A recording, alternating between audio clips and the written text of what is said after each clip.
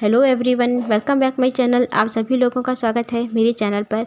मैं आपके साथ अपनी स्टोरी खलनायक का नेक्स्ट पार्ट शेयर कर रही हूँ। आपको जैसा भी लगे प्लीज़ आप कमेंट करके बताइएगा कि आपको ये पार्ट कैसा लगा। तो चलिए हम अपनी स्टोरी स्टार्ट करते हैं। हमने देखा था कि वांगजी विंग को एक होटल में लेकर गया था, जहाँ जा कर के विंग तो पूरी तरह से उसका मूड ही चेंज हो गया था। उसने वांगजी से बहुत बहुत ज़्यादा प्यार किया और वांगजी भी विंग के इस प्यार को देख करके वो बहुत ज़्यादा हैप्पी था कि विंग उससे कितना ज़्यादा प्यार करता है। और विंग भी अपने हस्बैंड के साथ इस नाइट को स्पेंड करके वो भी बहुत ज़्यादा हैप्पी था, बहुत ही ज़्यादा। और वो नाइट उन दोनों की रोमांटिक नाइट थी, एक यादगार नाइट थी, जिस नाइट को वो दोनों ही कभी नहीं भूल सकते। एक तरीके से देखा जाए तो विंग और वांगजी की ये फर्स्ट नाइट थी, जो वांगजी ने पहले विंग के साथ में नाइट स्पेंड की थी, डे स्पेंड किया था। वो उनका फर्स्ट डे तो था, पर वो दोनों में से विंग रेडी नहीं था इस चीज़ के लिए, इस दिन के लिए। वो जो वांगजी अपनी रट में था और वांगजी ने विंग को फोर्स किया था। पर आज ये जो नाइट है, कोई फोर्सफुल नाइट नहीं थी। वो दोनों ही एक दूसरे से बेहद प्यार करते हैं और वो दोनों ही अपनी मर्ज़ी से एक दूसरे के साथ इंटीमेट हो रहे थे। और उस नाइट वो दोनों लोग ही कितने राउंड लेते हैं उन्हें खुद भी याद नहीं रहता। बस जब तक उनका मन करता है तब तक वो दोनों अपने इस रोमांस को जारी रखते हैं। एंड लास्टली विंग ना फेंट हो गया था, बेहोश हो गया था। तब जा कर के वांगजी ने खुद को स्टॉप किया था, क्योंकि वांगजी की बॉडी ऐसी हो गई थी जैसे कि वो उसके कंट्रोल में ही ना हो। वांगजी बिल्कुल आउट ऑफ कंट्रोल हो गया था और उसका माइंड भी। बस वो विंग से सिर्फ और सिर्फ लव करना चाहता था, प्यार करना चाहता था। और विंग को अपने इतना ज़्यादा क्लोज ना जाने कितना ज़्यादा क्लोज चाहता था वो। उसका मन उसका बस चलता वो विंग को अपने अंदर ही समा लेता। बस इसीलिए ना वांगजी कंटिन्यू विंग के साथ इंटीमेट होता ही जा रहा था। और यहाँ विंग भी वांगजी के इस प्लेजर में, इस प्यार में पूरी तरह से खोया हुआ था और वो वांगजी को पूरी तरह से सपोर्ट करने की कोशिश करता है। पर लास्ट में विंग इतना ज़्यादा टायर्ड हो गया था, इतना ज़्यादा थक गया था कि वो बेहोश हो गया था। और जब वांगजी ने देखा कि विंग कोई भी रिस्पॉन्स नहीं कर रहा है, विंग कोई भी रिस्पॉन्स नहीं कर रहा है उसके लव की, उसके किस की, और जो वांगजी ना बीच बीच में उससे इतनी सारी बातें किए जा रहा था, अपने बारे में उसे काफ़ी कुछ बता रहा था। जब देखा कि विंग कोई आंसर ही नहीं दे रहा है, तब देखा तो विंग ना बेहोश हो चुका था और उसकी आंखें पूरी तरह से बंद थीं। तब वांगजी तुरंत उससे थोड़ा दूर होता है और विंग को अच्छी तरह से क्लीन करता है और उसे गोद में लेकर के वॉशरूम लेकर जाता है। वहाँ जा कर के उसने उसे एक बात कराया अपने साथ में।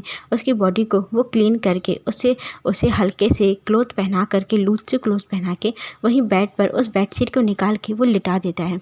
और फिर वांगजी भी एक अच्छा सा बात लेकर के आता है और वो वहीं विंग के साथ में ही आकर के वो लेट जाता है। उसने भी एक बहुत ही लूज सी टी शर्ट पहनी थी और एक लूज सा उसने ट्राउजर पहना हुआ था। और वो विंग के पास में ही उसे विंग को हक करके वहाँ जा कर के वो लेट जाता है और कुछ समय तक वो विंग को बस देखता रहता है, ऐसे ही लेटे लेटे अपनी बाहों में लिए हुए। और बस विंग को देखते देखते ही उसकी आंखें बंद हो जाती हैं और वो नींद में पूरी तरह से खो जाता है और वांगजी सो जाता है।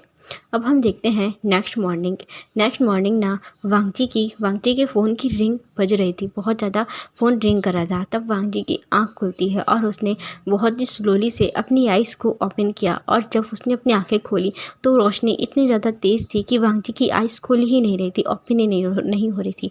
तब उसने अपने हाथों को अपनी आइज़ पे रखा और हल्का सा आइज़ को रब किया और इसके बाद उसने आइज़ को ओपन करके देखा तो बहुत तेज़ रोशनी थी, जैसे कि दिन काफ़ी हो चुका है, दिन चढ़ गया था। तो वांगजी ने सोचा लगता है बहुत ज़्यादा लेट हो गया है। तब जो फ़ोन है वो फिर से एक बार ना रिंग करने लगता है। तब वांगजी ने सबसे पहले अपना एक हाथ बढ़ाया, जो कि उसका फ़ोन वहीं बेड साइड टेबल पर रखा हुआ था। तो उससे टेबल से उसने अपने फ़ोन को उठाया और देखा तो उसमें ना उसके फ़ोन में रिंग आ रही थी बार बार शुयांग की। तब वांगजी ने उठ के बैठता है और उसने फ़ोन को उठाया और बोलता है, हेलो, बोलो शुयांग, क्या हुआ? तुम मुझे इतनी मॉर्निंग में कॉल क्यों कर रहे हो? इतना बोलते हुए उसके बगल में लेटे हुए विंग को उसने देखा तो वांगजी के फेस में एक स्माइल आ गई और विंग के बालों को वो रब करने लगा। विंग बहुत ही ज़्यादा क्यूटली वांगजी को ही हक करके वहाँ पर सोया हुआ था। और जब वांगजी उठने लगा ना, तब विंग थोड़ा सा उससे दूर हो गया था। वांगजी को उसने ना छोड़ दिया था। तब जा कर के वांगजी की नज़र उस पर पड़ती है तो विंग के बालों को वो सहलाता हुआ और विंग के फोरहेड पे जो उसके हेयर आ रहे थे उसे पीछे करता हुआ वो बहुत ज़्यादा हैप्पीली स्माइल करके विंग को देख रहा था। और उसने नीचे झुका और विंग के फोरहेड पे उसने एक किस की और फिर बोलता है, बोलो शुयांग, क्या बात है, तुमने मुझे सुबह से कॉल क्यों किया? तो शुयांग कहता है कि बॉस, मेरे पास ना बार बार वेंचाओ का फ़ोन आ रहा है और वेंचाओ बोल रहा है कि जो वो ऑफिसर जांग चैंग है वो बार बार बोल रहे हैं कि उनकी सीजे को हम छोड़ दें। तो क्या करें, उसकी सीजे को हम अब छोड़ दें? वैसे भी उन्होंने हमारी बात तो मान ही ली है ना। तो वांगजी कहता है कि नहीं, अभी हमारी बात कहाँ मानी है, उसने सिर्फ हाँ किया है, उसने हमारा वर्क कंप्लीट नहीं किया है। जब तक वो हमारा वर्क कंप्लीट ना कर दे तब तक हम ऐसा कुछ भी नहीं करेंगे जिससे कि उसके इरादे चेंज हो जाएं। इतना बोलते हुए वांगजी ने फ़ोन को रख दिया और इसके बाद वो विंग को देखने लगा। विंग को देखते देखते ही फिर से वो वहीं फिर से ना विंग के बगल में ही वहाँ लेट जाता है और विंग को अपने और भी ज़्यादा क्लोज करते और टाइट हक करता है और उसके ईयर में बोलता है, wing good morning my sweet heart, good morning baby. तो विंग लगाता है, मुझे सोने दो, मुझे क्यों तंग कर रहे हो लंजा। तो विंग तो बोलते हुए ना और अंगड़ाई लेते हुए वांगजी के नेक पे ही अपने फेस को रब करते हुए ना, अपने नोज़ को रब करते हुए वो और भी ज़्यादा वांगजी के क्लोज जाकर उसे हक कर लेता है। तो वांगजी ना स्माइल करने लगता है और बोलता है, विंग कम ऑन, उठो ना, देखो कितना ज़्यादा लेट हो गया, 11 o'clock हो रहे हैं मॉर्निंग के, तुम अभी और कितना सोने वाले हो। इतना बोलते हुए ना वांगजी ने विंग को विंग से खुद को अलग किया और विंग के वो वेस्ट में हल्की सी वो टिकलिंग करने लगता है। तब विंग बहुत झटके से वांगजी को दूर करता है और बोलता है, लंजा, मुझे सोने दो, तुमने मुझे पूरी नाइट परेशान किया है, मेरी बॉडी बहुत पेन हो रही है, प्लीज़ अभी मैं नहीं प्ले करने वाला। तब वांगजी कहता है, विंग, तुम्हें तो मेरे साथ प्ले करना ही होगा और मैं उस टाइप का प्ले नहीं करूँगा, वो तो मैं सिर्फ नाइट में ही करता हूँ। चलो उठो ना, अपनी ब्यूटीफुल आइज़ को ओपन करके मुझे देखो ना विंग, मेरा दिन बना दो, जब तुम मुझे देखते हो ना तो मेरा दिन कितना ज़्यादा अच्छा जाता है। तब विंग कहता है, ओह प्लीज़ लंजा, तुम मॉर्निंग से फिर स्टार्ट हो गए, बंद करो ये इतनी ज़्यादा स्वीट टॉक, इसी तुम्हारी ऐसी ही स्वीट टॉक में ना मैं आ गया, मैं फंस गया और देखो तुमने पूरी नाइट ही मुझे खा डाला, पूरी तरह से कुछ भी नहीं छोड़ा है मेरे अंदर। तब विंग तो वांगजी ना हंसने लगा और विंग के चीक पे किस करता है, फिर विंग के सेकंड चीक पे किस करता है, जिससे ना विंग अपने फेस के ऊपर उसने पिलो रख लिया और वो अब जाग चुका था और वो बहुत ज़्यादा ब्लश कर रहा था और बहुत ही ज़्यादा मुस्कुरा रहा था, हंस रहा था और अपने फेस को पूरी तरह से उस पिलो में छिपाए हुए था। वो वांगजी को देखना नहीं चाहता था क्योंकि उसे बहुत ज़्यादा ब्लश आ रहा था वांगजी को देख करके। तब वांगजी कहता, ओ विंग, तुमने अपना फेस क्यों छुपा लिया, तुम इस पिलो को हटाओ ना। इतना बोलते हुए उसने उस पिलो को हटाया तो बोलता है, नो नंजा, नो, अभी नहीं, तुम मुझे फिर से किसेस करने लगे, तुम मॉर्निंग में स्टार्ट हो गए तो मैंने अभी ब्रश भी नहीं किया है, मैं अभी फ्रेश भी नहीं हुआ हूँ। तो वांगजी कहता है, विंग, तुम तो हमेशा ही फ्रेश फूड की तरह रहते हो और तुम हमेशा ही फ्रेश फ्लावर की तरह फ्रेश फ्लावर की तरह स्माइल करते हो, तुम स्मेल करते हो, तुम्हारी खुशबू मुझे बहुत ज़्यादा पसंद है। विंग, हटाओ ना इस पिलो को, विंग। इतना बोलते हुए उस पिलो को विंग जी ना हटाता है तो विंग ने और भी टाइट उस पिलो को पकड़ा और अपनी वांगजी से वो दूर टर्न हो गया और बोलता है, नो, अभी बिल्कुल नहीं, मेरे ना पेन हो रहा है मेरी बॉडी में। तो वांगजी कहता है, कहाँ पेन हो रहा है बताओ, मैं अभी तुम्हारे पेन को दूर कर देता हूँ। तो विंग ने फिर हल्की सी पिलो हटाई और पिलो को सिर्फ पिलो हटा करके अपनी थोड़ी सी आइस निकाल के वांगजी की तरफ देखता है और कहता है, तुम कैसे मेरे पेन को दूर कर दोगे? तो वांगजी कहता है, मसाज करके मैं तुम्हें इतनी बेहतरीन मसाज दूंगा ना, देखना कुछ ही पल में तुम्हारा जो बॉडी पेन है वो तुरंत दूर हो जाएगा। तो विंग कहता है, क्या सच में? तो कहता है, हाँ सच में, देखना तुम, चलो अब लेटो, तुम बिल्कुल टर्न होकर के लेटो बैक साइड से। तो विंग कहता है, अच्छा ठीक है। तब विंग ने अपना पिलो हटाया और वो टर्न होकर के बैक करके वो लेट जाता है वांगजी की तरफ, उसने अपने बैक किया था। तब वांगजी उसने विंग को ना एक लूज सी शर्ट पहनाई हुई थी, टी शर्ट पहनाई थी, उसे वो ऊपर उठाता है। तो विंग ने तुरंत वांगजी का हाथ पकड़ा और बोलता है, लंजा, ये क्या कर रहे हो? तो टर्न होकर के वो देखता है, क्या कर रहे हो ये? फिर से नॉटी हरकत था।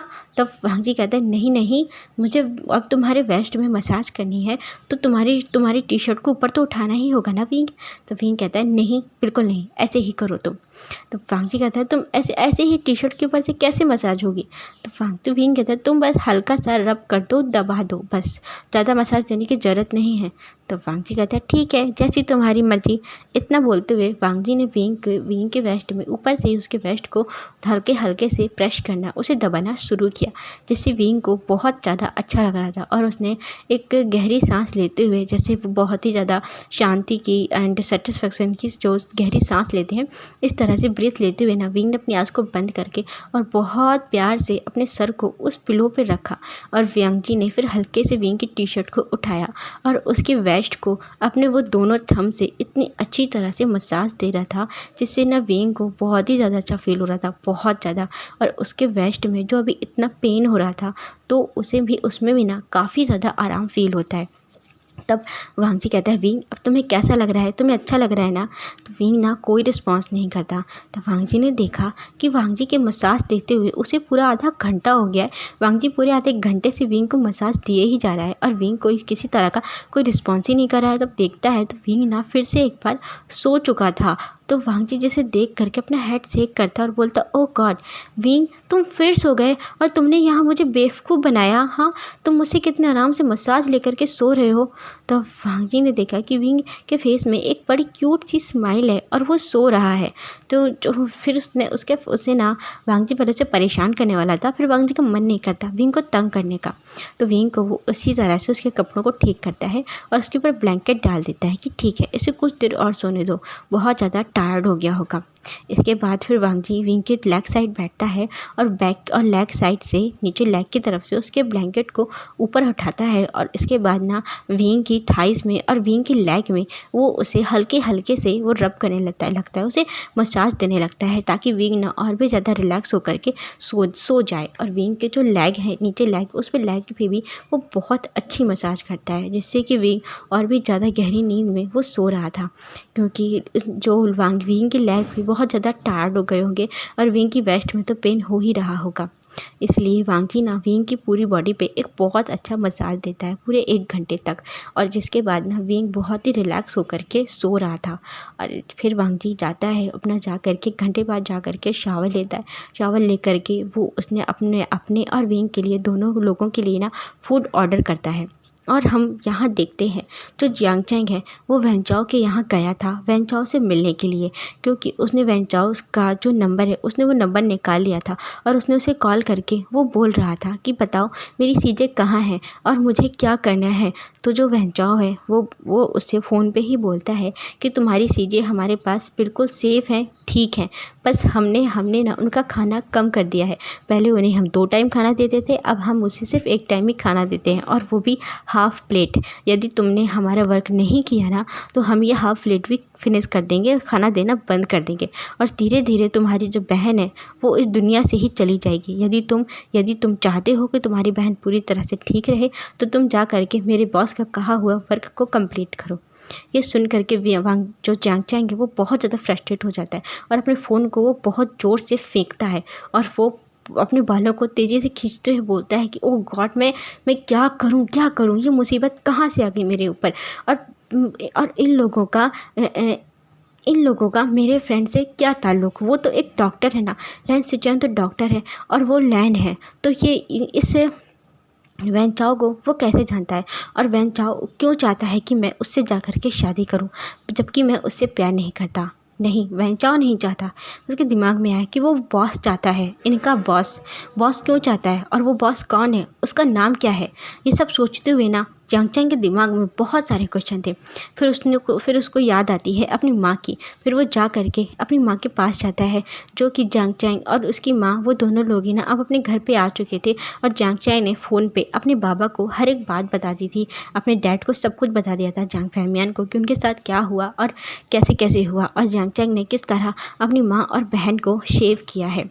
ये सारी बातें सुन करके जियांग फैमियान भी बहुत ज़्यादा टेंशन में आ गए थे और जियांग फैमियान के कुछ कांटेक्ट माफिया वर्ल्ड से भी थे, तो उन्होंने माफिया वर्ल्ड के लोगों को कांटेक्ट किया था, क्योंकि जो जियांग फैमियान है वो पहले माफिया वर्ल्ड से रिलेट करते थे, जो कि ये बात किसी को नहीं पता, उनके बच्चों को भी नहीं पता है, सिर्फ जियांग फैमियान ने अपने तक ही रखा है। और उन्होंने अपनी वाइफ को भी नहीं बताया, अपने बच्चों को नहीं बताया, किसी को भी नहीं बताया। बस ये बात जांग फैमियान को ही पता है कि वो माफिया वर्ग से बिलोंग करते हैं। इसीलिए उन्होंने कि ये वेंचाओ कौन है, ये कौन सा नया गैंगस्टर पैदा हो गया है, तो ये उसके वेंचाओ की सारी जानकारी को निकालने के लिए उन्होंने अपने माफिया वर्ग के लोगों से कांटेक्ट किया था और ये जानने के लिए कि बताओ कि ये वेंचाओ कौन है और वो कौन बॉस है जो कि मेरे बेटे को इस तरह परेशान कर रहा है। उसने मेरी वाइफ को और मेरी बेटी के ऊपर हंटर चलवा दी है। ये सारी जानकारी लेने के लिए जो जांग फैमियान है उन्होंने वहाँ से कांटेक्ट किया था। और यहाँ हम देखते हैं कि अब ना इवनिंग का वक्त हो गया था और हमें एक रेस्टोरेंट का सीन दिखाते हैं कि वहाँ रेस्टोरेंट में जांग चैंग और वेंचिंग दोनों लोग आमने सामने बैठे हुए थे और वेंचिंग ना जांग चैंग के फेस को बस देखे जा रही थी और उसके सामने जो कोल्ड कॉफ़ी रखी हुई थी उसको वो पी जा रही थी, क्योंकि जांग चैंग जब से आया है बिल्कुल साइलेंट है और चुपचाप है और उसके फेस में एक बहुत ही बड़ी टेंशन है। तो वेंचिंग ना उसको देख रही थी। तो वेंचिंग कहती है, जांग चैंग फाइनली अब बहुत ज़्यादा देर हो गई है, तुम बोलो तुमने मुझे यहाँ क्यों बुलाया है और तुम जब से वापस आए हो उससे जहाँ तुम किडनैप हुए थे वहाँ से आने के बाद तुमने कुछ भी नहीं बताया। तुमने सिर्फ इतना बताया कि तुम वापस आ गए हो और तुम पूरी तरह से ठीक हो, सेफ हो। तो बताओ कि तुम इतना ज़्यादा टेंशन में क्यों हो, क्या बात है, तुम मुझसे कुछ कहना चाहते हो। तो जांग चैंग ने वेंचिंग की तरफ देखा और जांग चैंग के सामने जो एक वाइन का गिलास रखा हुआ था वो भी इसी तरह से पड़ा हुआ था और जांग चैंग ने एक सिप भी उस ग्लास से नहीं लिया था, क्योंकि वो बहुत ज़्यादा टेंशन में था और अपनी ही सोच में था। तो वेंचिंग कहती है, जांग चैंग बताओ क्या बात है। इतना बोलते हुए वेंचिंग ने अपना एक हाथ जांग चैंग के हाथ के ऊपर रखा। जांग चैंग ने देखा वेंचिंग को और बोलता है, वेंचिंग क्या तुम मुझे समझोगी। तो वेंचिंग कहती, हाँ तुम बताओ, तो ऐसा कभी हुआ है कि तुमने मुझसे कुछ कहा हो और मैंने तुम्हें ना समझा हो, बोलो। तो जांग चैंग कहता है, वेंचिंग मैं तुमसे शादी नहीं कर सकता। तो वेंचिंग कहती, क्या तुम ये क्या कह रहे हो, मैं कुछ समझी नहीं, अचानक से ऐसा तुम क्यों कह रहे हो, कल तक तो तुम मुझसे बहुत प्यार करते थे ना। तो जांग चैंग कहता है, हाँ कल तक नहीं, मैं तुमसे आज भी बहुत प्यार करता हूँ, पर मेरी मजबूरी है, मैं तुम्हें बता नहीं सकता, पर मैं तुमसे शादी नहीं कर सकता। आई होप कि तुम मुझे समझोगी। तो वेंचिंग कहती है, तुम मुझे कोई रीज़न नहीं दे रहे, तुम पहले मुझे कोई रीज़न तो दो कि क्यों नहीं कर सकते तुम मुझसे शादी।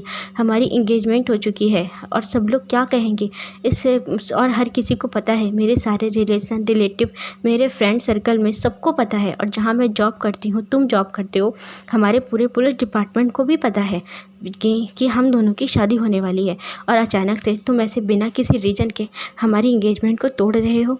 तो जांग चैंग कहता है, रीज़न है वेंचिंग, रीज़न है, बहुत बड़ा रीज़न है। मुझे अपनी फैमिली को सेव करना है, मुझे अपनी मदर को, अपनी सिस्टर को सेव करना है, अपनी सिस्टर को सेव करना है। यदि मैंने तुमसे शादी की तो मेरी बहन के साथ कुछ भी हो सकता है। Wenching, I am so sorry, मैं तुमसे शादी नहीं कर सकता। तो वेंचिंग कहती है, तुम ये सब क्या कह रहे हो, मुझे कुछ समझ में नहीं आ रहा है, तुम बताओ तो क्या हुआ तुम्हारी सिस्टर को। यदि तुम मुझसे शादी कर लोगे तो क्या होगा तुम्हारी सिस्टर को। जो तुम्हारी सिस्टर है यानली सीजे, वो भी तो कितना ज़्यादा खुश थी हम दोनों की शादी से, और तुम्हारी मदर को भी तो कोई प्रॉब्लम नहीं है ना। और हम दोनों तो पहले लव करते थे, अब फिर लव मैरिज कर रहे हैं, और मैं तो तुम्हारी फियोंसी थी ना। क्या हुआ जांग चैंग, ऐसा ही क्या हो गया है इन 2 दिनों में, तो मुझे कुछ क्यों नहीं बता रहे। तो जांग चैंग ने वेंचिंग का हाथ लिया अपने हाथों में और बोलता है, वेंचिंग मैं तुमसे प्यार करता हूँ और मैं तुमसे अपनी आखिरी सांस तक तुमसे ही प्यार करता रहूँगा, चाहे कुछ भी हो जाए, पर मेरा प्यार तुम्हारे लिए कभी भी कम नहीं हो सकता। लेकिन मैं तुमसे शादी नहीं कर सकता, मैं तुम्हें एक वाइफ होने का दर्जा नहीं दे सकता। प्लीज़ मुझे माफ़ कर दो, आई एम सो सॉरी। आज से हमारा जो भी रिश्ता था यहीं ख़त्म हुआ। मैं इसके बाद मैं तुमसे कभी नहीं मिलूँगा, और मिलूँगा भी तो एक फ्रेंड की तरह, या फिर एक साथ में हम दोनों लोग एक ही पुलिस डिपार्टमेंट में हैं तो हम लोग 2 पुलिस ऑफिसर्स की तरह मिल सकते हैं, पर लवर्स की तरह बिल्कुल भी नहीं मिलेंगे, कभी नहीं मिलेंगे। इतना बोलते हुए जांग चैंग का गला भर आया था और जांग चैंग की आंखों में आंसू आ गए थे। और वेंचिंग है, जब जांग चैंग को इस तरह देखती है तो वेंचिंग कहती है, जांग चैंग मैं जानती हूँ ज़रूर कोई बहुत बड़ा रीज़न होगा, मैं तुम्हारा इंतज़ार करूँगी, मैं तुम्हारा वेट करूँगी। तो जांग चैंग ने तुरंत उसकी तरफ देखा और बोलता है, नहीं वेंचिंग, वैनचिंग बिल्कुल नहीं, तुम मेरा इंतज़ार मत करना, मैं अब कभी लौट के नहीं आऊँगा, कभी नहीं आऊँगा। क्योंकि मैं किसी और से शादी कर रहा हूँ, बहुत जल्द मैं किसी दूसरे पर्सन से शादी कर लूँगा। तो ये सुन कर के वैनचिंग की आँखें में जो अभी आंसू भरे हुए थे वो आंसू ना बहने लगते हैं और वो जियांग की तरफ देखती है और बोलती है, क्या तुम किसी और से शादी कर रहे हो? तुम मुझे मना करके तुम किसी और से शादी कर रहे हो? तो जियांग कहता है, हाँ वैनचिंग, मैं किसी और से शादी कर रहा हूँ, बस इससे ज़्यादा मैं तुम्हें और कुछ नहीं बता सकता। इतना बोल करके जियांग वहाँ से खड़े होकर के चला जाता है और यहाँ वैनचिंग बस जियांग का नाम लेती रह जाती है और बोलती है, जियांग तुम मुझे ऐसे नहीं छोड़ सकती, मैं तुमसे बहुत प्यार करती हूँ। इतना बोलते हुए वैनचिंग ना वहीं रोने लगती है और जियांग वैनचिंग की तरफ एक बार भी मुड़कर नहीं देखता और वो सीधे ही उस रेस्टोरेंट से बाहर चला जाता है। और वहाँ जा करके रेस्टोरेंट के बाहर जा करके वो बहुत ज़्यादा रोता है, अपनी कार पे बैठ करके वो बहुत बहुत रोता है और अपनी उस किस्मत को कोसता है कि कैसी मेरी किस्मत है कि हम दोनों एक दूसरे से प्यार करते हैं, हमारी दोनों की फैमिली एक्सेप्ट करती है, मानती है वैनचिंग को, और फिर भी मैं वैनचिंग से वैनचिंग से शादी नहीं कर सकता। ये कौन है? ये बॉस कहाँ से आ गया बीच में? हमारी हंसती खेलती लाइफ को, मेरी लाइफ को बर्बाद कर दिया। ये सब सोचते हुए जियांग का दिल बहुत ज़्यादा दुखी था, बहुत रो रहा था। फिर रोते रोते ना उसे याद आता है कि हाँ, वीवू शियान, हमारे डिपार्टमेंट में एक नया ऑफिसर आया है, वीवू शियान। उसने ना अपने फ़ोन को निकाला और तुरंत उस न्यू ऑफिसर वीवू शियान को उसने कॉल किया। और हम देखते हैं कि यहाँ पर एक रूम था और वो रूम कुछ खास ज़्यादा बड़ा नहीं था, छोटा रूम था और वहाँ पर एक पर्सन बैठ करके एक फ़ाइल को बस रीड किए जा रहा था, पढ़े जा रहा था। उस फाइल पे कुछ पिक्चर्स थी, जैसे किसी की डेथ की हो, किसी की मर्डर की डेथ थी और उसके सामने एक नाम आता है, वैन रोहान, हमारे पूर्व विधायक वैन रोहान। तब कहता है, ये एमएलए वैन रोहान को देखता है तो उसमें वैन रोहान की पिक्चर थी। सबसे पहले वैन रोहान की एक फ़ोटो थी जिसमें वो एमएलए हैं और वो एमएलए का शपथ ग्रहण कर रहे हैं, और दूसरी पिक्चर भी ना वैन रोहान की थी। तो और उस पिक्चर में वैन रोहान काफ़ी ज़्यादा यंग नज़र आ रहा था और उसने अपने एक हैंड में एक राइफ़ल लेकर रखी हुई थी, जो कि वो राइफ़ल काफ़ी ज़्यादा बड़ी थी, मशीन गन थी। और ये कोई गन इतनी असाधारण, मतलब कोई साधारण गन नहीं थी, ये हर पर्सन को नहीं मिलती, ये सिर्फ आर्मी ऑफिसर्स को ही दी जाती है, किसी आम साधारण लोगों को नहीं दी जाती। पर ये वैन रोहान के हाथ में थी और वैन रोहान के फेस में एक बहुत बड़ी सी ब्राइट स्माइल थी और उस राइफ़ल को वो शो करता हुआ अपनी फ़ोटो क्लिक करा रहा था। और वैन रोहान के पीछे ही बैक पे एक पर्सन की फ़ोटो दिख रही थी, जो कि ज़्यादा क्लियर तो नहीं थी, पर हाँ वो नज़र आ रहा था। और उसने ना अपने आप को पूरी तरह से कवर करके रखा हुआ था। उसने पूरे ब्लैक कलर के क्लॉथ को पहना हुआ था और उसने अपने फेस पे एक ब्लैक मास्क भी लगाया था और अपने आइज़ पे उसने गॉगल लगाया हुआ था और हेड पे एक उसने कैप लगाई हुई थी, कैप पहनी हुई थी। और वो इस तरह से वहाँ राइफ़ल लेकर के खड़ा हुआ था जैसे कि वो कोई वैन रोहान को गार्ड कर रहा हो, और उसने बिल्कुल बॉडी गार्ड की तरह ही सारे क्लॉथ को पहना हुआ था और उसने खुद को कवर करके रखा हुआ था। और उसके नीचे लिखा हुआ था, वैन रोहान के पिक्चर के नीचे लिखा हुआ था कि ये वैन रोहान माफिया वर्ल्ड का बॉस, इसके जो रिश्ते हैं वो माफिया वर्ल्ड से रिश्ते ही नहीं, ये खुद माफिया वर्ल्ड का बॉस था। और ये हमारे इस चाइना की गवर्नमेंट का एमएलए भी था, इसमें एमएलए भी था। और जिसके पीछे जो पर्सन खड़ा हुआ है, इसे वैन रोहान का लेफ्ट हैंड कहा जाता है, क्योंकि ज़्यादातर फ़ोटोज़ में और ज़्यादातर वैन रोहान के साथ में इसे ही देखा गया है। तो जो वो शियान है इन सबको वो पढ़ रहा था। फिर उसने पेज को टर्न किया और पेज को टर्न करके आगे पढ़ा। आगे भी इसमें एक पिक्चर लगी हुई थी, जिस पिक्चर को देख करके 2 मिनट के लिए उसकी आंखें खुली रह गईं और उसका दिल तो जैसे बैठ ही गया हो, इतना घबरा गया था उस फ़ोटो को देख करके। उसमें वैन रोहान के ना डेथ की फ़ोटो लगी हुई थी, जब वैन रोहान को मार दिया गया था। और उसमें लिखा था कि वैन रोहान को किसी और ने नहीं, वैन रोहान के लेफ़्ट हैंड ने, जिसे वैन रोहान का लेफ़्ट हैंड कहा जाता है, उसका नाम कोई नहीं जानता और उसने ही वैन रोहान को इतनी बुरी तरीके से मारा था। उसकी फ़ोटो देख करके ही जो वो शियान है वो डर रहा था, घबरा रहा था और उसे देख करके उसे वोमिट आ रहा था, क्योंकि इतनी ज़्यादा बुरी तरीके से वैन रोहान को उसको मारा गया था, जिसे देख करके ना वो शियान सोच रहा था अपने मन में कि कोई पर्सन किसी को इतने ज़्यादा बुरी तरीके से कैसे मार सकता है, कितनी ज़्यादा नफ़रत होगी उसके दिल में इस वैन रोहान रोहान के प्रति। और ऐसा वैन रोहान ने क्या किया था जिसकी वजह से उसने इतनी ज़्यादा नफ़रत उससे करता था, और उसने ना इतने ज़्यादा नफ़रतली तरीके से, इतनी बुरी तरीके से वैन रोहान को मारा है। तो क्योंकि वैन रोहान की जो डेथ हुई थी उसमें वैन रोहान की जो आँखें थी वो उसमें आँखें थे ही नहीं, उसकी आँखों को निकाल लिया गया था, और उसके टंग भी कटी हुई थी, जो कि वहीं वैन रोहान के बगल में, वैन रोहान की बॉडी के बगल में वहाँ पड़ी हुई थी। और वैन रोहान का जो प्राइवेट पार्ट है वो भी अलग था। वैन रोहान के एक एक फिंगर्स को भी उसने बहुत ही आराम से, जैसे उसने काटा हो, और वो इस तरीके से वहाँ पर उसकी बॉडी पड़ी हुई थी, और पूरी ब्लड से लथपथ भरी हुई वैन रोहान की बॉडी, जिसे देख करके जो विशियान है वो तो उसे वोमिट ही आ रही थी। उसने जल्दी से उसे बंद किया और सोच रहा था अपने मन में कि वो पर्सन कितना ज़्यादा इससे नफ़रत करता होगा, लेकिन वैन रोहान के लेफ़्ट हैंड ने ही वैन रोहान को मार दिया। वैन रोहान तो बॉस था, और उसके लेफ़्ट हैंड ने उसे क्यों मारा? वैन रोहान उसके ऊपर तो पूरा बहुत ज़्यादा भरोसा करता होगा। ये सब उसके माइंड में चल रहा था। फुशियान कहता है कि मैंने बहुत ज़्यादा पता किया और इस LW का कहीं भी पता नहीं चल रहा है, बस उसकी ये एक फ़ोटो मिली है। उसने अपने लैपटॉप पे उसकी वो फ़ोटो देख रहा था, जो कि उस फ़ोटो में जो LW है, बॉस है, उसने पूरे ब्लैक कलर के क्लोथ पहने हुए थे। उसने ब्लैक कलर का एक ओवरकोट पहना हुआ था। उसके हैंड में भी मास्क, उसने अपने हैंड में भी ना ग्लव्स पहने हुए थे, ब्लैक कलर के ग्लव्स पहने हुए थे, और फेस पे गोल हेड थी, और उसने अपने फेस पे एक मास्क लगाया हुआ था और ब्लैक गॉगल पहना हुआ था, जिसमें कि वो कुछ भी नज़र नहीं आ रहा था कि वो है कौन। और उसके हाथ में एक सिगरेट थी, और वो सिगरेट को पीते हुए उसने खुद ही जैसे वो फ़ोटो क्लिक कराई हो, और वो वहाँ पर बस उसकी वैसे इस तरीके की वहाँ पर पिक्चर थी, जिसे वो शियान देख रहा था और बोल रहा था कि इससे हम कैसे पहचानेंगे कि ये है कौन, और कौन है ये माफिया वर्ल्ड का बॉस LW। तभी वो शियान ने देखा कि उसका फ़ोन रिंग कर रहा है, तो उसने चेक किया कि किसका कॉल है। तो उसने जब चेक किया ना, तो उसमें ऑफिसर जैंग चैंग का नंबर शो हो रहा था।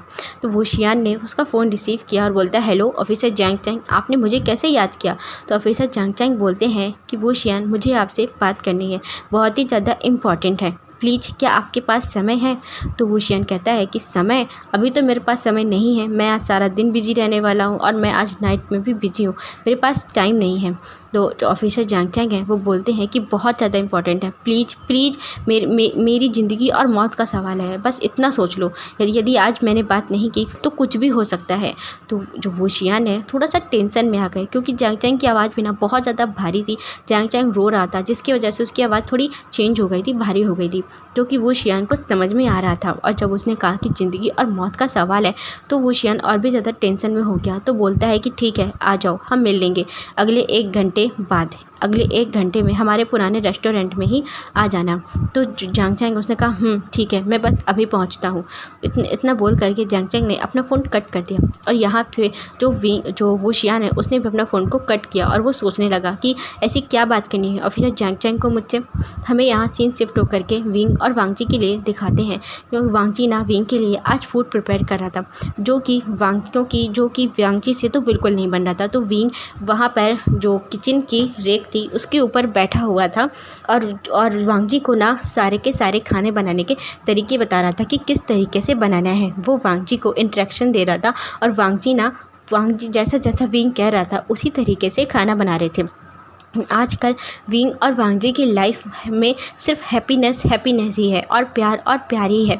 वो उन दोनों की नाइटें बहुत ही ज़्यादा रोमांटिक बीती थी, प्यार से भरी हुई।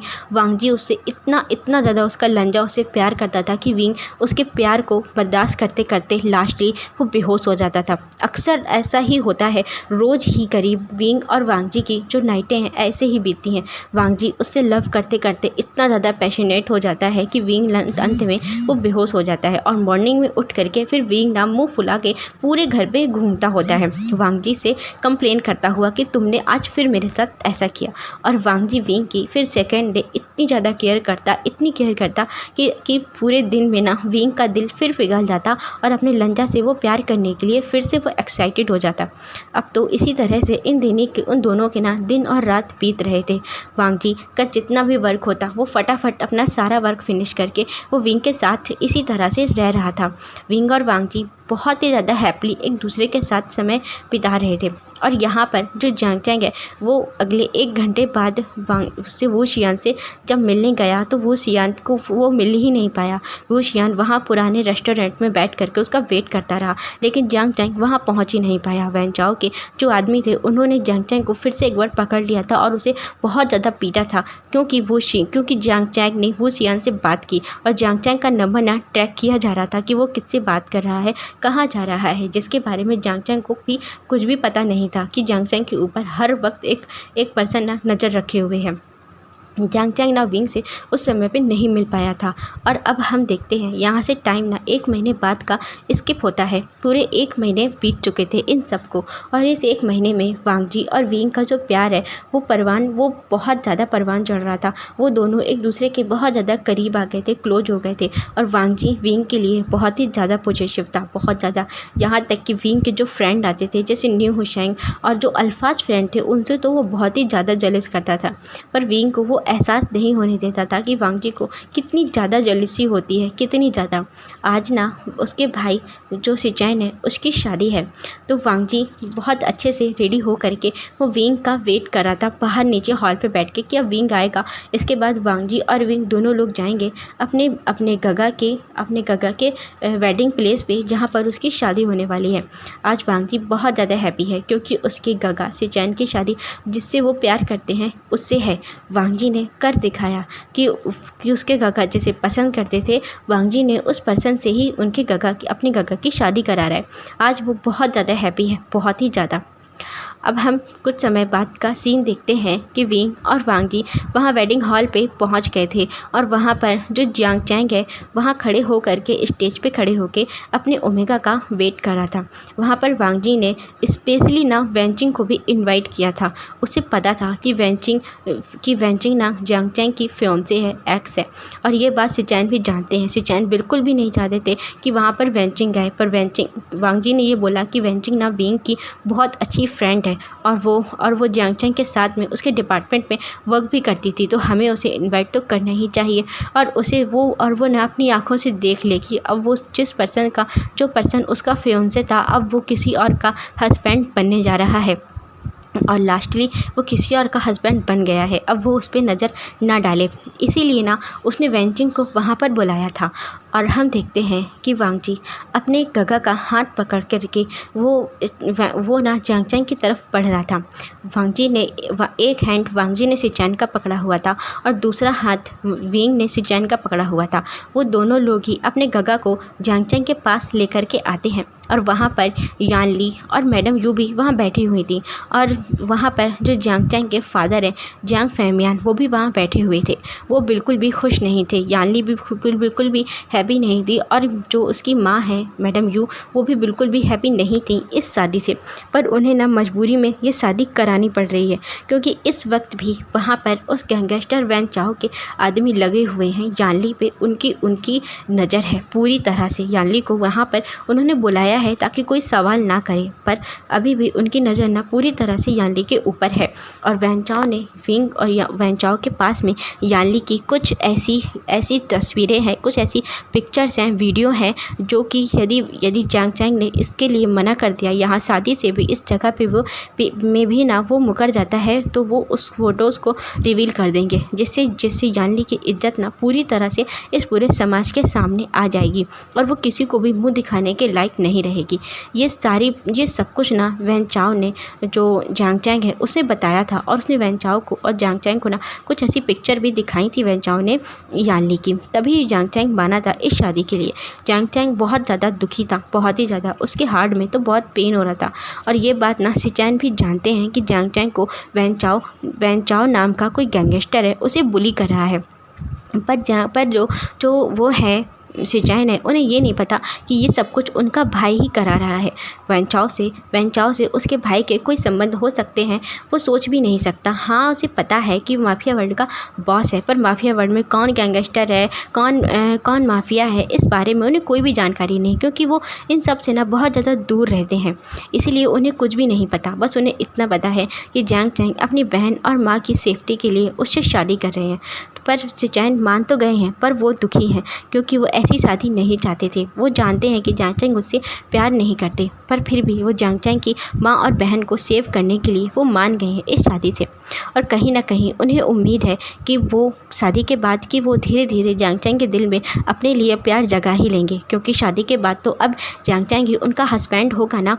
तो सिचैन के मन में जांग चैंग के लिए प्यार तो है, सॉफ्ट कॉर्नर भी है, पर जांग चैंग के मन में सिचैन के लिए कोई सॉफ्ट कॉर्नर नहीं है। और उसे सिचैन को देख करके गुस्सा आ रहा है कि ये सब कुछ ना इस सिचैन की वजह से ही हो रहा है, सब कुछ सिचैन की वजह से हो रहा है।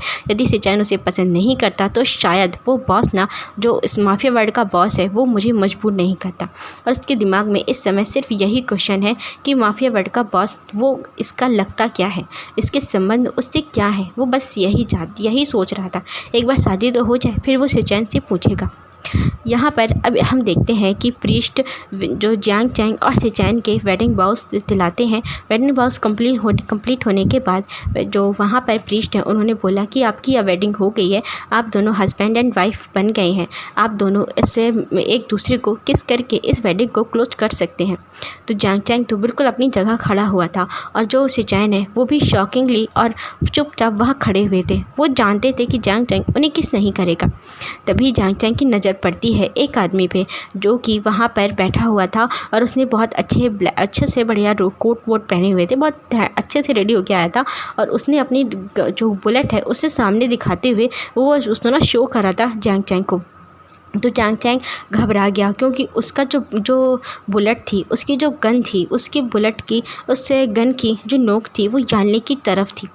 तभी जो जांग चैंग वो अचानक से उसने सिचैन के वेस्ट पे हैंड डाला और उसे अपने क्लोज खींचा, और सडनली ना जो सिचैन के लिप में वो बहुत फोर्सली किस कर रहा था, जिससे सिचैन तो बहुत ज़्यादा शॉक थे, बहुत ही ज़्यादा। और वहाँ बैठे सभी लोग बहुत ज़्यादा हैप्पी थे और वो ना क्लैपिंग करने लगते हैं। और विंग वहाँ पर जब आया था तो उसकी नज़र जब जांग चैंग के पड़ी जांग चैंग पर पड़ी, तो उसके फेस में कुछ खास ज़्यादा रिएक्शन नहीं था। पर जब उसने मैडम यू और जांग फैमियान और याली को देखा ना, तो वो तो बहुत ही ज़्यादा गुस्से में आ गया था, बहुत ज़्यादा। आज इसलिए बहुत ज़्यादा गुस्से में गया था क्योंकि वो अपनी उस फैमिली को बिल्कुल भी पसंद नहीं करता। वो उसकी फैमिली है ही नहीं, वो लोग मर्डरर हैं उसके पेरेंट्स के। उसके मन में बस यही आया था और वो इसका बदला लेकर ही रहेगा, इन सब को सलाखों के पीछे भेज कर ही रहेगा। जैसे तैसे उन लोगों की वेडिंग कंप्लीट हो जाती है। वेडिंग कंप्लीट होने के बाद जब वहाँ पर सभी लोग एक दूसरे से मिल रहे थे, तभी ना वांग जी की नज़र जांग फैमियान पर पड़ती है, क्योंकि जांग फैमियान और जांग चैंग की फैमिली और सिचैन की फैमिली एक दूसरे से मीट करते हैं, मिलते हैं। तभी ना जब वो जांग फैमियान उससे आगे आए वांग जी से मिलने के लिए, क्योंकि सिचैन की फैमिली के नाम पर सिर्फ उसका एक भाई है, तब वांग जी के आगे आए। उसने बहुत ही हैप्पली वांग जी की तरफ अपना हाथ बढ़ाया, और वांग जी ने जब उनको देखा तो वो बस वो देखता ही रह गया जांग फैमियान को। उसे देखते ही ना उसके दिमाग में बहुत सारी बातें उसके माइंड में घूम रही थी। उसके वो डिनयांग अंकल जिसे वो बचपन से ढूंढ रहा है, जिसकी वजह से आज वांग जी की लाइफ हेल हो गई है। वो इस तरीके की लाइफ जी रहा है, इस डिनयांग अंकल की वजह से सब कुछ बर्बाद हो गया। उसकी माँ को कितना कुछ सहना पड़ा इस डिनयांग अंकल की वजह से, वो जो कि अब जांग फैमियान का नाम ले करके यहाँ पर रह रहे हैं।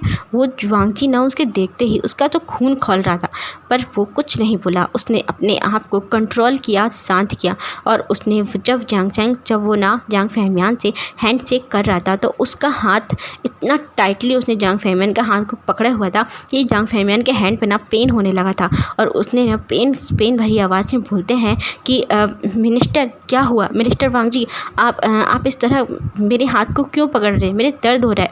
तो वांग जी ना अभी भी सुन नहीं रहा था, वो बस उसके फेस की तरफ ही देखे जा रहा था, और उसके माइंड में वो सारी बातें घूम रही थी। और जैसे जैसे उसे डिनयांग अंकल की वो सारी बातें याद आ रही थी, उसका हाथ ना जांग फैमियान के हाथ पे कसता ही जा रहा था, और जांग फैमियान को बहुत ज़्यादा पेन हो रहा था।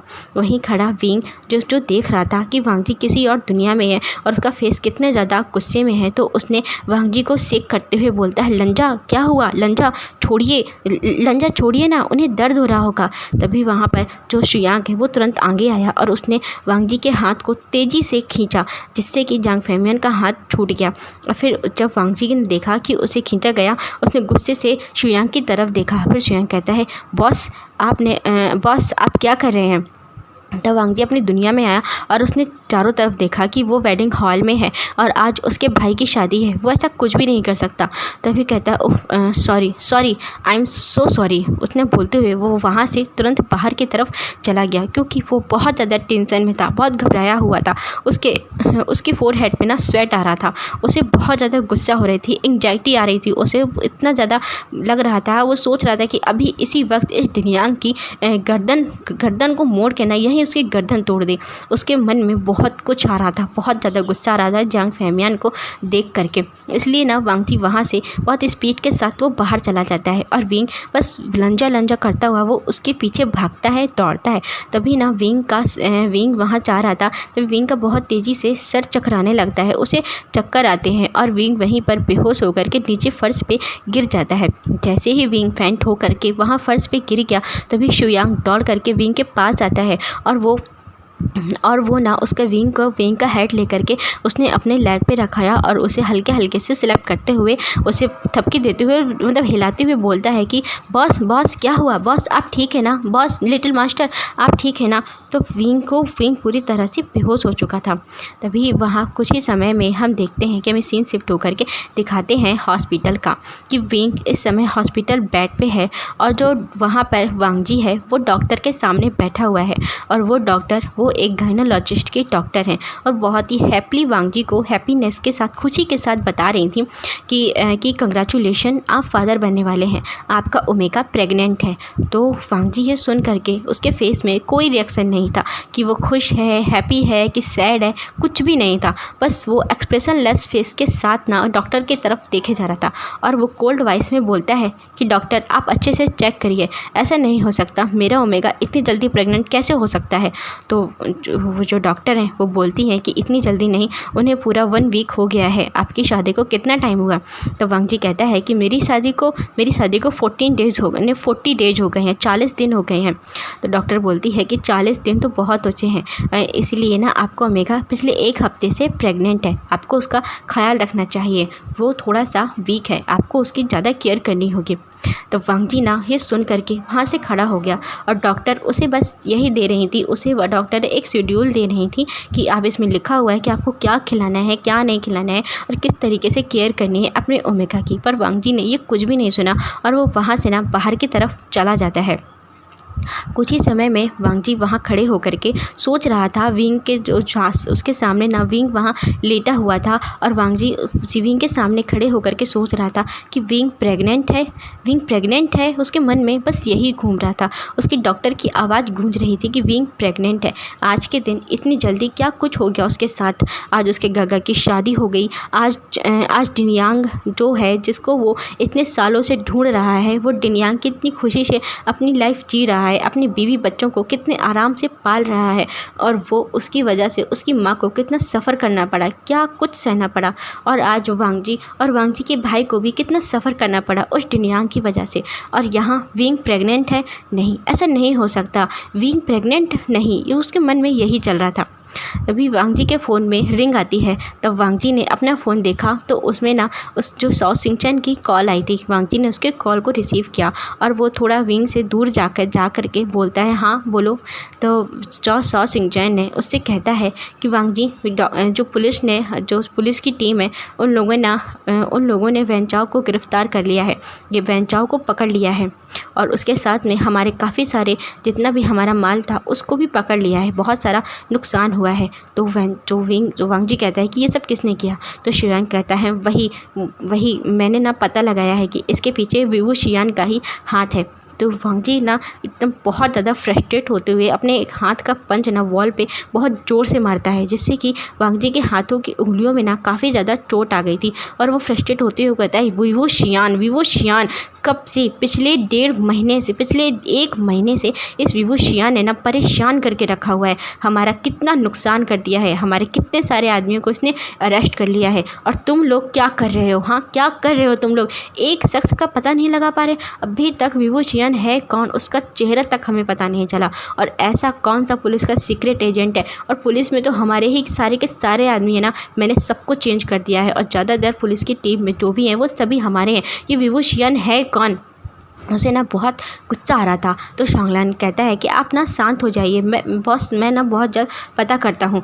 तो वांग जी कहता है कि जब तक उसका पता ना चल जाए कि विभूषियन है कौन, उसकी पिक्चर, उसकी फ़ोटो, उसकी पूरी डिटेल मुझे चाहिए। और यदि डिटेल तुम लोगों के पास नहीं है तो कोई भी मुझे कॉल मत करना। जिसने भी मुझे कॉल किया ना तो मैं उसे शूट कर दूँगा। इतना बोलते हुए ना वांग जी ने अपना फ़ोन कट कर दिया। तभी ना उसे विंग की कुछ आवाज़ें सुनाई देती हैं, जैसे कि विंग ना कुछ बोल रहा हो। वो बहुत ही स्लो वॉइस में बोलता है, लंजा लंजा। तब वांग जी ने तुरंत मुड़ करके देखा कि विंग को ना अब होश आ चुका था। विंग अपनी आंखों को ओपन करके बस वो वांग जी को बुला रहा था। विंग काफ़ी ज़्यादा वीक फील कर रहा था, जिसकी वजह से ना उसकी आवाज़ ना बहुत स्लो निकल रही थी। तब वांग जी तुरंत स्पीड से विंग के पास आया और उसने विंग को तुरंत उठाते हुए बोलता है, विंग क्या हुआ, तुम ठीक हो ना? तब विंग वांग जी के सहारे से उठ करके बैठता है और बोलता है, हाँ लंजा, मैं ठीक हूँ। तुम ठीक हो ना? तुम इस तरह से इतना परेशान होकर के हॉल से क्यों निकले थे? तब वांग जी कहता है कि विंग, मैं तुम्हें बाद में बताऊँगा। तो विंग कहता है, मुझे क्या हुआ था, मैं इस तरह बेहोश क्यों हो गया? तो वांग जी कहता है कि विंग, ये तो तुम्हें पता होना चाहिए ना कि तुम्हें क्या हुआ। तो विंग कहता है कि लंजा बताओ ना, मुझे कैसे पता होगा, मैं डॉक्टर हूँ क्या? बहुत ही क्यूट वॉइस में बोलता है। तो वांग जी कहता है, कुछ नहीं, सब कुछ ठीक हो जाएगा। उसने विंग के बालों को सहलाया और उसके विंग उठ करके थोड़ा सा विंग के फोरहेड पे उसने एक किस किया। इसके बाद विंग वांग जी की तरफ देखने लगता है। वांग जी के फेस को वो पढ़ने की कोशिश कर रहा था। वांग जी बहुत ज़्यादा डिस्टर्ब था, बहुत ज़्यादा परेशान था। इसीलिए ना वांग जी उठ करके विंग के बेड पे आकर बैठता है और विंग को उसने अपने क्लोज खींचा और विंग को वो सीधे किस करना स्टार्ट कर देता है, जो कि वांग जी की किस से वो फील कर सकता था कि वांग जी बहुत ज़्यादा सैड है, दुखी है, क्योंकि वो विंग को बहुत ही ज़्यादा पैशनेटली, बहुत पैशन के साथ उसे किस कर रहा था, बस उसे किस किए ही जा रहा था। और वांग जी के दिमाग में बहुत सारी बातें चल रही थी, बहुत सारी। अच्छा गाइस, आज के लिए बस इतना ही। अब हम नेक्स्ट पार्ट फिर देखेंगे। बाय।